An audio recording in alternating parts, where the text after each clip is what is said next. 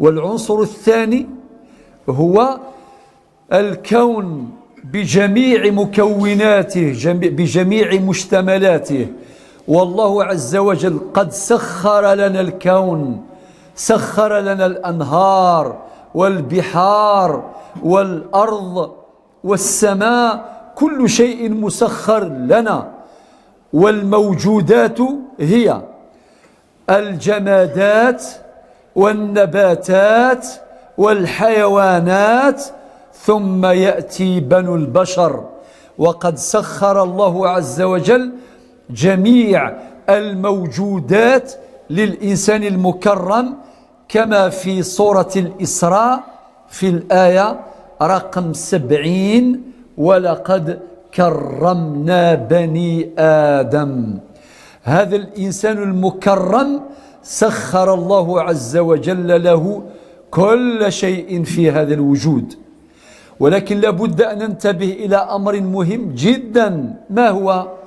أن هذا الكون يحتاج منا معاشر البشر، معاشر المؤمنين، أن نتعرف على سنن الله المبثوثة في هذا الكون الفسيح، وأن نتعرف على تلك القوانين والنواميس الحاكمة في لهذا الكون بأمر الله عز وجل، ثم نحسن التفاعل معها، ثم نحسن التعامل معها. لذلك قال الله عز وجل في سورة العمران في الآية 137 وما بعدها: قد خلت من قبلكم سنن فسيروا في الأرض.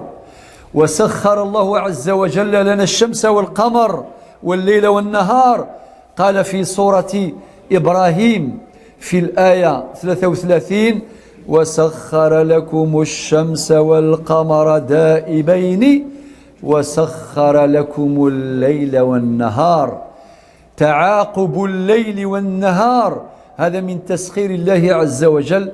هذه بعض نعم الله عز وجل التي لا نحصيها عددا. إذن هذا الكون بجميع موجوداته، بجميع مكوناته، بجميع سننه وقوانينه ونواميسه التي تضبط هذه القوانين، تضبط هذا الكون. لابد على هذا الإنسان أن يحسن استثمار تلك السنن وتلك النواميس من أجل التمكن لبناء حضارة تسعد الإنسان ولا تشقيه.